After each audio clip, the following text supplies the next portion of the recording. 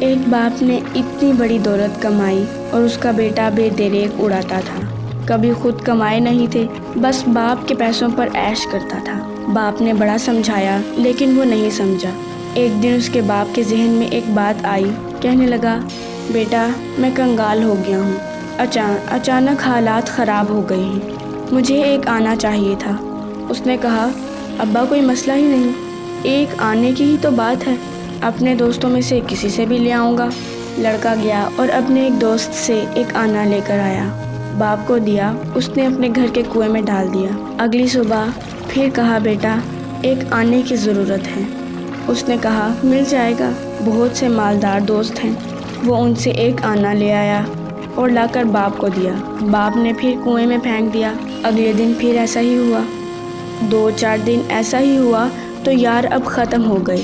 کچھ دوستوں کو پتہ چل گیا کہ یہ تو کنگال ہو گیا ہے۔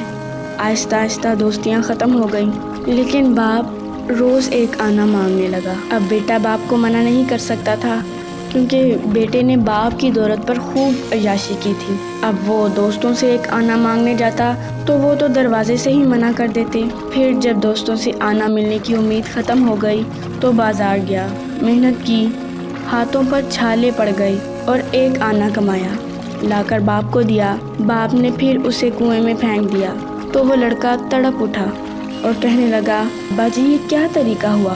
میں روز ایک آنا لاتا ہوں اور آپ روز اس کنویں میں پھینک دیتے ہیں۔ باپ نے بیٹے کو پاس بٹھایا اور کہا کہ میں تو روز پھینکتا ہوں، آج تمہیں اتنا دکھ کیوں ہوا؟ کہنے لگا، پہلے ادھار کے تھے، آج میری محنت مزدوری کی کمائی تھی۔ باپ نے کہا، یہی تو میں تمہیں سمجھانا چاہتا ہوں کہ وہ بھی میری محنت کی کمائی تھی جو تم اپنے یاروں کو کھلاتے تھے۔ میں نے بڑی محنت اور جدوجہد سے کمائی کی، میں کنگال نہیں ہوا، میں تو صرف تمہیں سمجھانا چاہتا تھا۔ باپ کی اس ترکیب سے بیٹے کو سمجھ آ گئی۔